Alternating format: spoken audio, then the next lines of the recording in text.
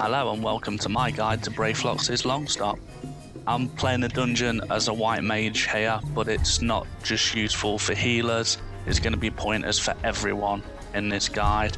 I put it together because I found this was the first dungeon where I had many groups where people were really struggling to just deal with it. So I just thought I'd do a quick guide. But it's not a quick guide, it's a very long guide. But if you'd like to skip to any of the bosses, use the navigational buttons there in the bottom left hand corner, that's what they're there for. This is by no means a definitive guide as I'm not an expert at this dungeon. It'll just give you some pointers if you're struggling, and certainly if you listen to everything I tell you here, you'll be able to get through the dungeon and complete it.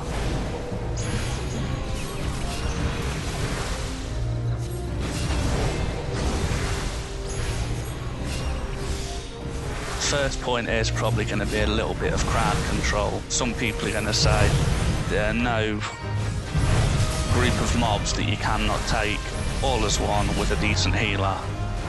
The counter argument for that's going to be why bother if you can sleep them and take them one at a time, and it's going to be easier on the healer.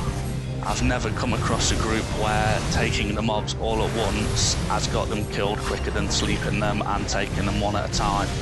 I'm sure there's going to be someone out there that's going to say they've got some amazing AoE, which will take down a group of mobs faster than taking them down one at a time, but I've just not found that to be the case, and it's so much easier to use your crowd control. You've got the abilities, they're there, you might as well use them, it just makes it so much easier. Sometimes the tank will use markers, 1, 2, 3 and 4. Sometimes they'll tell you the targets to bind. Sometimes they won't do anything, and some people get annoyed when there's no markers. Some people seem to get annoyed when the tank takes too long to put the markers up. If they put markers up, use them, simple as that. Attack target 1 first if you're the DPS. If you're a healer, sleep 2 and then 3, and just go at it like that. If the tank isn't putting markers up, it's still quite simple. Wait until they target something, target their target. That's going to be the primary target, so if you're DPS you will need to go for that. If you're the healer, then just go to the next target, sleep that, the target after that and sleep that. So I mean, there's an argument for markers I'm sure, but they're not really necessary. You're going to be quite helpful that the DPS only attack the same target as the tank in this. Some tanks are going to be brilliant, they can cope with slightly unruly DPS. Some tanks are going to be struggling, and the DPS do tend to moan about that. But every DPS that I've seen moan about how the tank cannot cope, I guarantee you the DPS that's moaning will not be attacking the same target as the tank, or they will run ahead of the tank and initiate first. If your tank's having trouble, before you start criticising them, think what can you do to help them. Let them get the first hit, only target their target. Simple things like that can just make the difference between wiping and sailing through the dungeon like a cakewalk. So before you get mad with anyone else in your party, just stop and think, what can I do to help?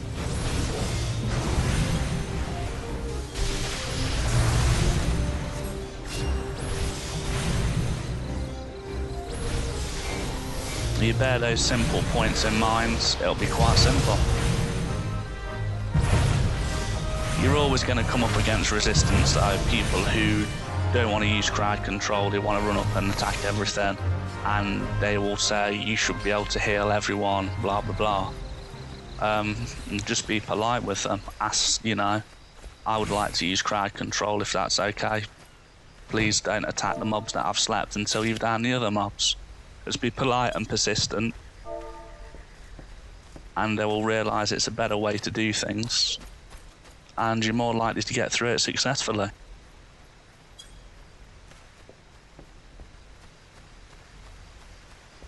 One other point probably worth mentioning is that if you're sleeping mobs, the tank can still use flash, and it will affect the sleeping mobs without waking them. which is just something I've learned from playing through this dungeon that's potentially quite useful.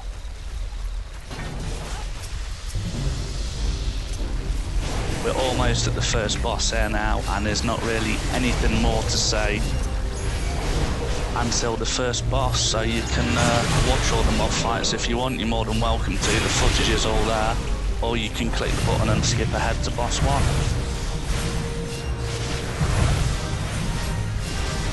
Just another quick point before we go off to the first boss, that as I said before, this is by no means a definitive guide.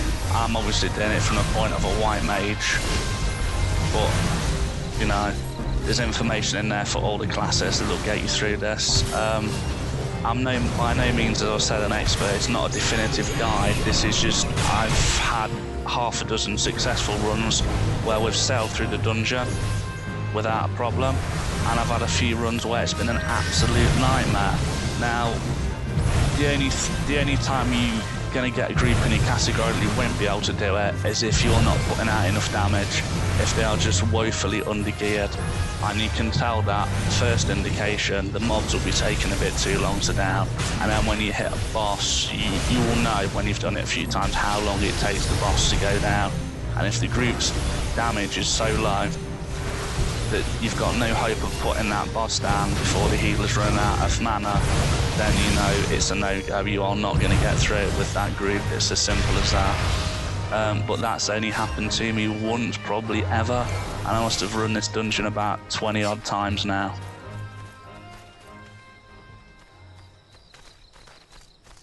Okay, so here we are at the first boss now, the giant yellow pelican. Pretty straightforward really. Ads have priority, as they do 99% of the time.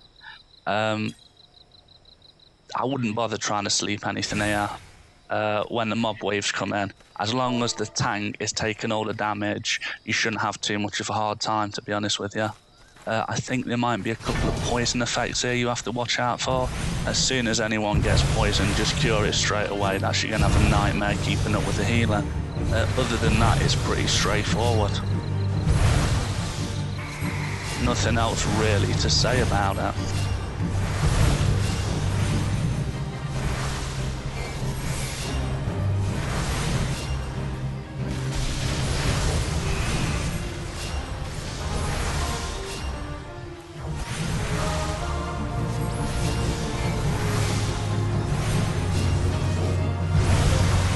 Can get a bit hairy for the healer, especially if they're a lower level or their gear's not brilliant.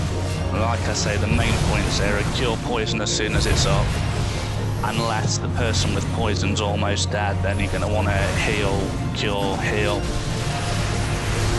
As long as you stay on top of those poisons and keep people's health tops up, you'll be pretty much fine.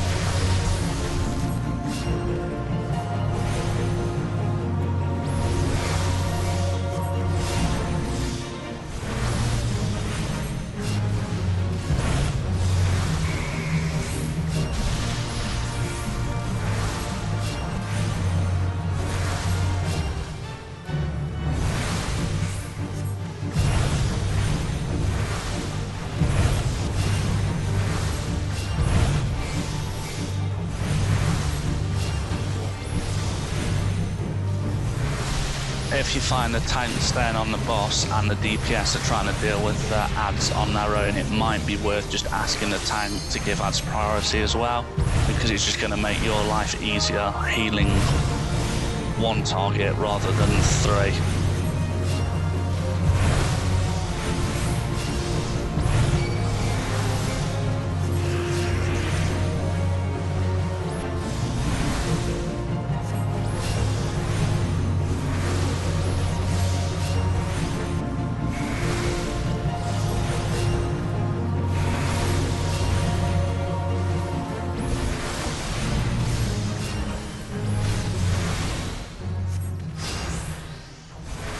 And there we go, the giant yellow pelican is down.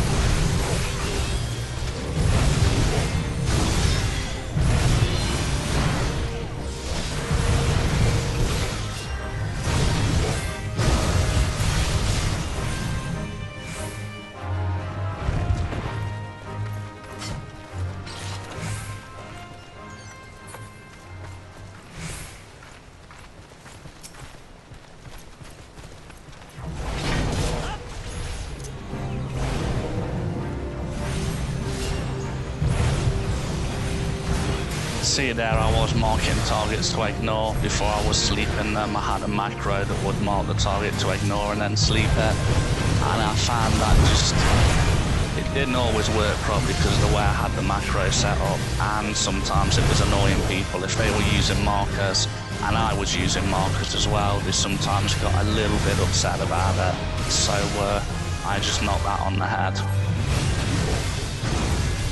Like I say, sometimes the tank will use markers and they'll tell you which targets to bind or ignore. Sometimes they won't.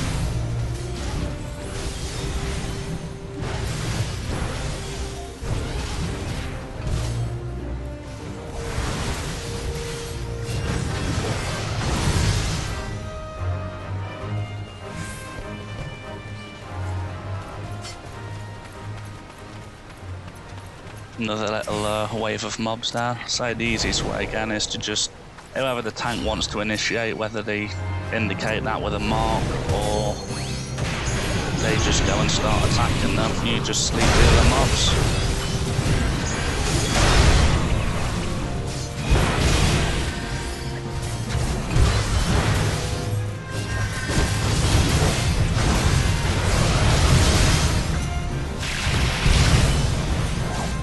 Occasionally it will go wrong and someone will attack the target other than the tank.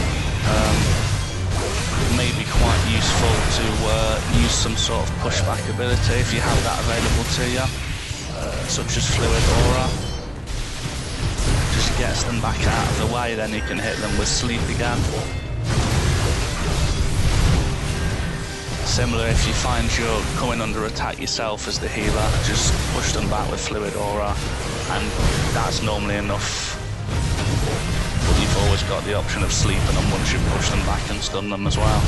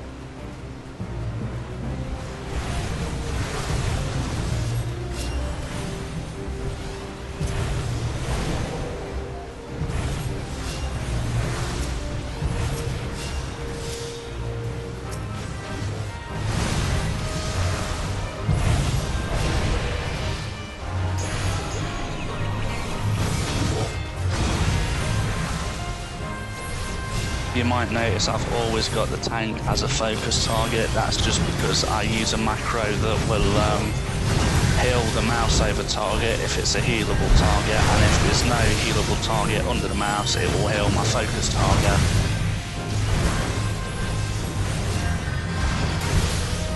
I'm not saying it's the best way to heal, I'm just saying it's the best way I found to heal.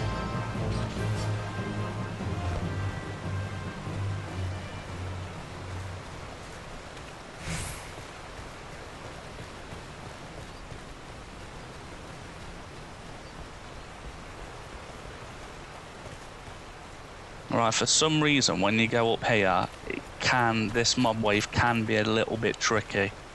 You've got to watch the health of the tank and get some crowd control on pretty quickly. Otherwise the damage just seems to become a bit overwhelming.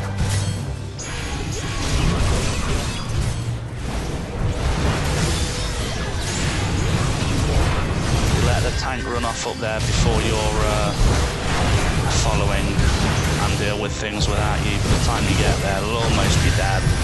You'll have to be healing when you should be crowd controlling. You just have a bad time, so it is worth staying close to the tank when they go to run up there.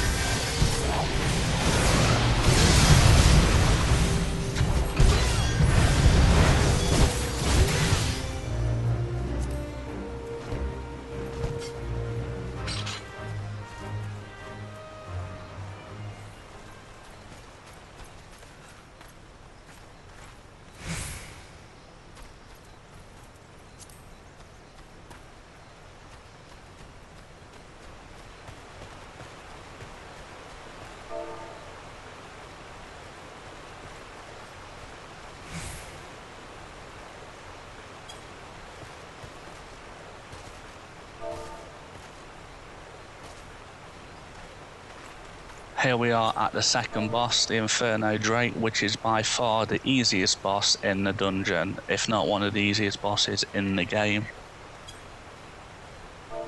At a certain health percentage, an ad will turn up, but this boss is actually sleepable, so when the ad turns up, get everyone onto the ad and sleep the boss. You can usually down the ad before the boss wakes up, and if not, you might have to sleep it again. Obviously bear in mind, every time you use sleep, it's on the same target, its duration is half the next time you use it, but 1 or 2 sleep should keep the main boss down while people take out the ad.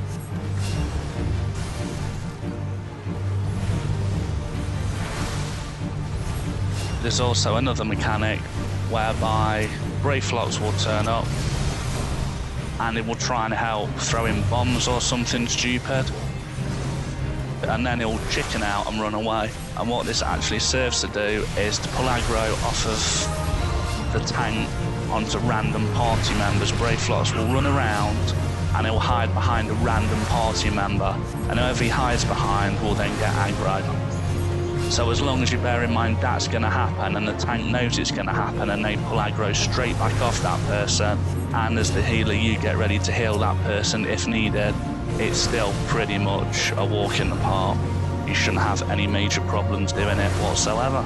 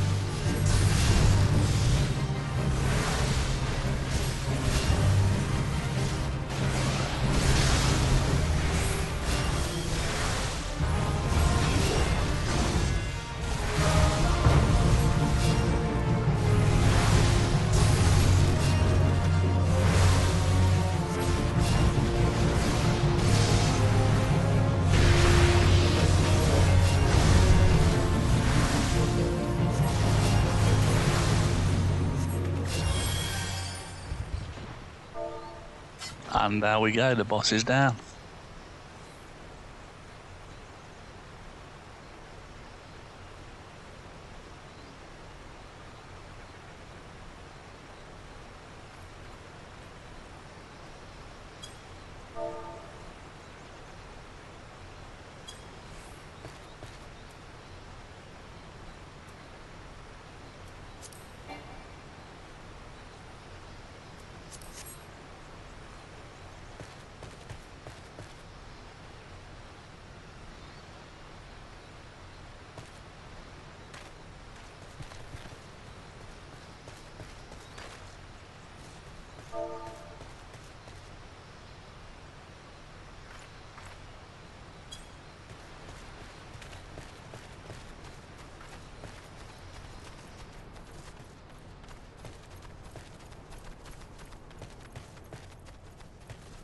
A little bit of common sense is needed here, and I've seen one group just go running straight down the middle. There's a nice bridge, that's obviously the way to go. No.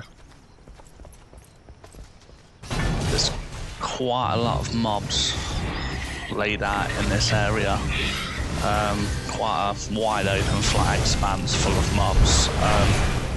You need to just watch where you're going and make sure you don't get swamped by like 10 of them at once. The easiest thing to do if you're not sure where to go is just hug the left hand wall and go around that way.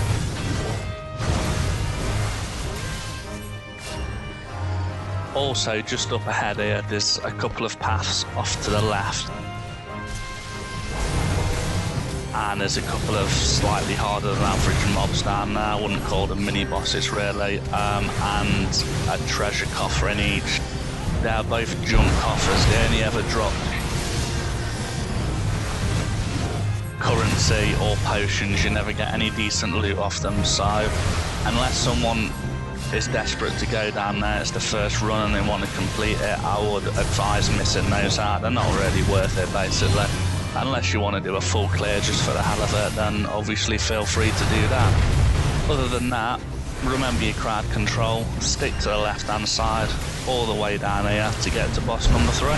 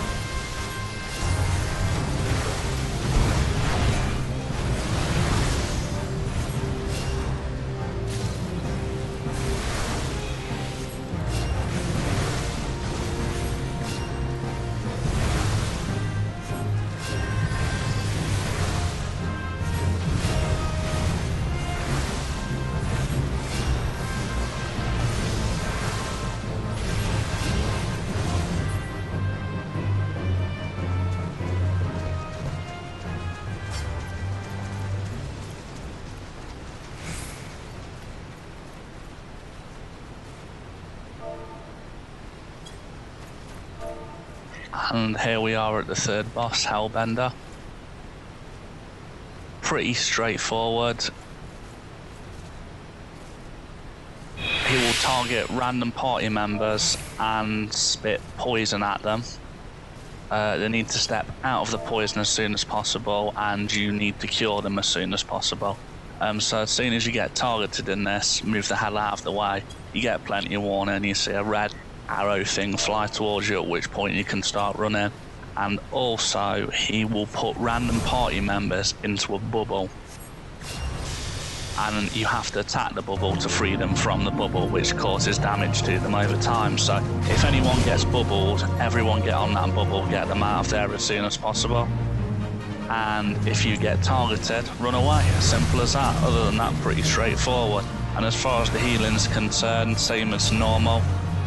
If anyone gets poisoned, cure it as soon as you can.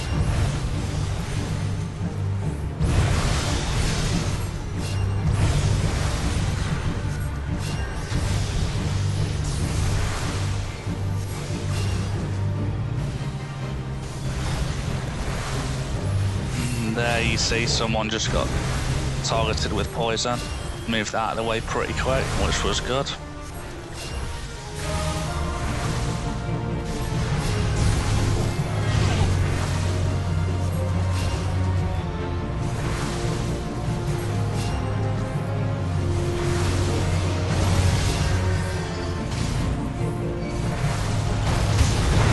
And you've noticed there, as soon as you know, you get an audible and a visual cue. You get the ding and you get the red flying towards you. As soon as that happens, start running. You're still going to get poisoned, but the actual poison on the floor does damage over time. And there I get bubbled, and everyone is on me pretty quick. Or maybe not, because you'd expect me to be freed before that. Generally the best method there is to get your tank and all your DPS on the bubble as soon as it appears. Because if someone gets bubbled, you will have to heal them and be healing the tank at the same time. And obviously if you as the healer get bubbled, you will have to heal yourself as well as the tank, which is not ideal. So the sooner you can get yourself out of that situation, the better.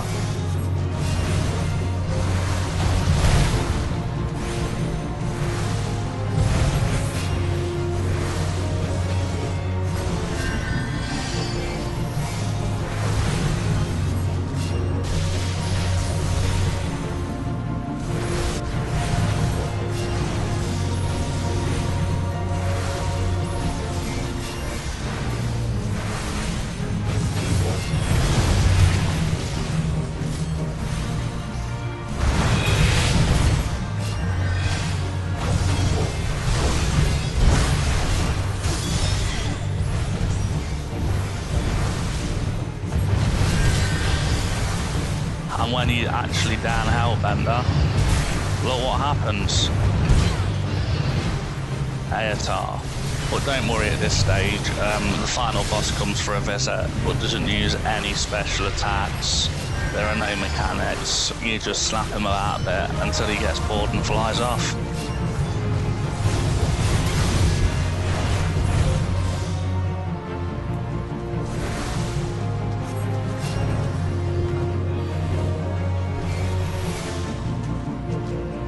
And then there are a couple of fairly easy mobs and a bit of a short run up to the final boss.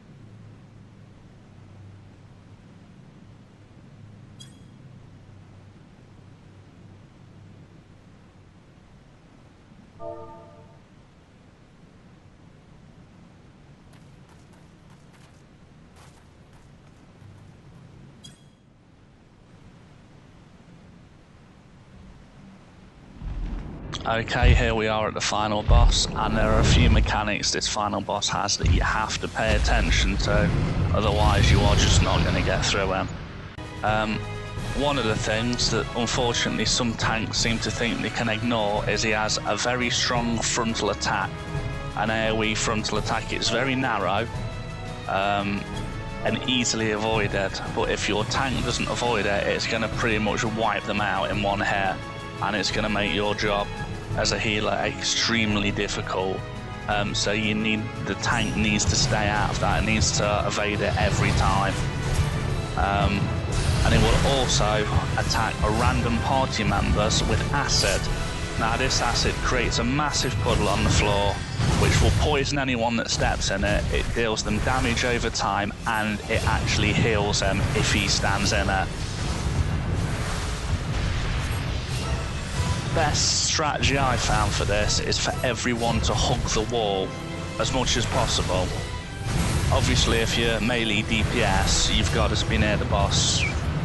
The most important thing though is don't all stand together, because if he fires acid at one party member and they get hit and there's two other party members stood right next to them, all three of you are going to get poisoned and start being dealt damage over time, as well as the tank still taking damage, which is just going to make the job for the healer a complete nightmare.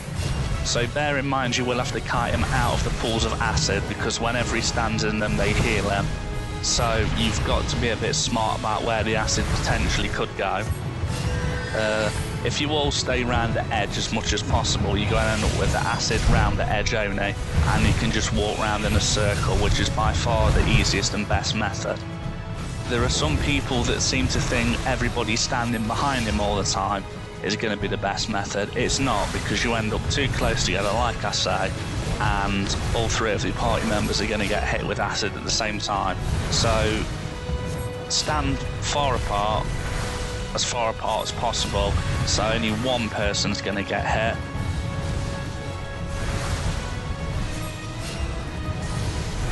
You need to cure poison on the person that's got hit and heal them straight away. The most important thing healing wise here is staying on top of the poison.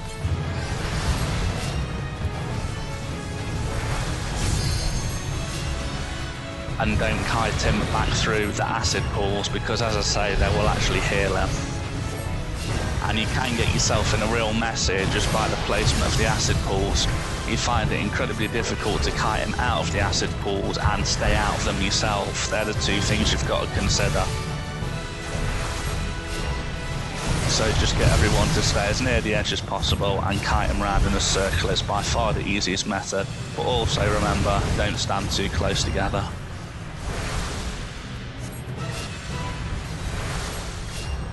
And also, don't forget to use the limit break.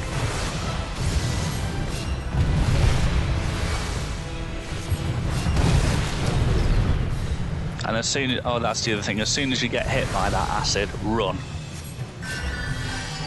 If you start moving as soon as you get targeted, you pretty much only just get caught by the edge of it. You're still going to get poisoned, but you're not taking the damage over time like you would be if you were stood in the acid. So as soon as it targets you, start running.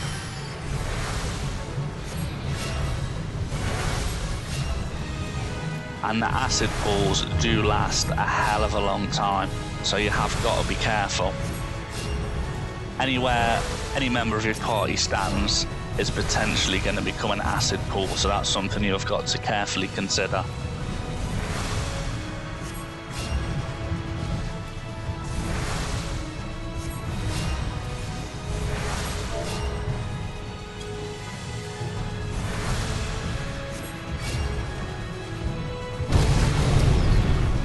And there again, you notice as soon as I got targeted, I started moving out of the way.